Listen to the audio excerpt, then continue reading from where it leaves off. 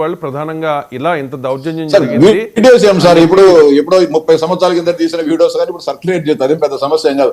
మీరు నాకు టైం ఇచ్చేసే మా ఆడోళ్ళు ఇచ్చిన వీడియోలు మేము పడిన వెతలు గీతలు కావాలని మీరు టైం అన్ని చూపించేస్తా. రైట్. తులసిరెడ్డి గారు ఇప్పుడు పోలింగ్ శాతం చూసుకుంటే 76.44%.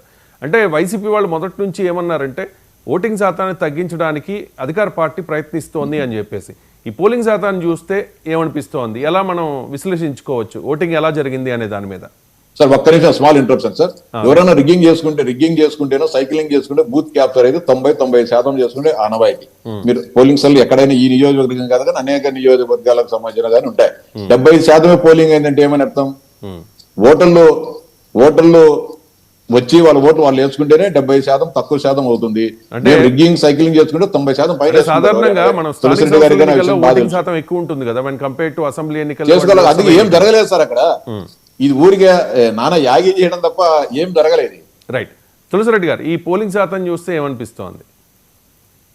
ఇప్పుడు మీరు చెప్పినట్లు ఒకటి రిగ్గింగ్ జరిగింటే 90% జరగాల, లేదు పోలింగ్ రాకుండా చేసింటే 50% జరగాల.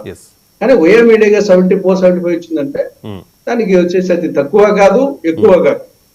ఎక్కువ రిగ్గింగ్ జరిగితే ఎక్కువ కావాలా, పోలింగ్ రాకుండా చేసింటే తక్కువ కావాలా, కాబట్టి యావరేజ్ వచ్చింది. కాబట్టి దానికి ఇంకా ఆన్సర్ అదే.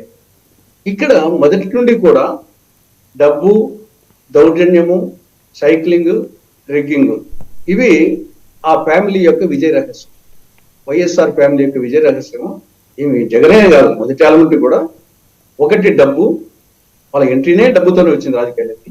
రెండవది ఆ డబ్బుతో కూడినటువంటి దౌర్జన్యం, దాంతో వచ్చేసేసి సైక్లింగ్, ఒక 20 మందో 30 మందో ఉండడం, వాళ్ళే తిరుగుతా వేస్తా ఉండడం.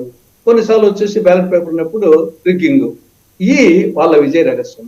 దీన్ని ఏ సందర్భాల్లో ప్రతిఘటించారో ఆ క్యాండిడేట్స్ కానీ పార్టీలు కానీ, అప్పుడు కొన్నిసార్లు నువ్వానైనా అన్నట్టు జరిగింది, కొన్నిసార్లు ఆ ఫ్యామిలీ తరఫున ఓడిపోవడం జరిగింది. ఆ ప్రతిఘటన లేని సందర్భాల్లో వన్ వే ట్రాప్ జరిగింది. ఇప్పుడు ఇది వాళ్ళ పేటెంట్ అన్నమాట. ఆ పేటెంట్ బద్దలైన సందర్భాల్లో వాళ్ళు ఓటమి చెందిన సందర్భాలు ఉన్నాయి, ముఖాముఖి పోరాడిన సందర్భాలు ఉన్నాయి. అటువంటి సందర్భం ఇది. వాళ్ళ యొక్క పేటెంట్ను ఈ ఎన్నికలు వచ్చేసి పూర్తిగా వాళ్ళ పేటెంట్ జరగలే. ఆ పేటెంట్ కొంతవరకు బద్దలు జరిగింది. కాబట్టి ఇక్కడ నేను ముందే చెప్పినట్లు ప్రజాస్వామ్యము, దౌర్జన్య స్వామ్యము, తర్వాత ధనస్వామ్యం మూడు కలిసి ఉన్నాయి, ఆ పక్క ఈ పక్క. రైట్. తులసిరెడ్డి గారు ఇక ఫైనల్గా కాకుమాన్ రాజశేఖర్ గారు చాలా సీరియస్ ఎలిగేషన్ చేశారు తులసిరెడ్డి గారు మీ వైఎస్ మీద, మీ వైఎస్ కుటుంబం మీద, మీ వైఎస్ జగన్ మీద. సో డబ్బు, దౌర్జన్యం అండ్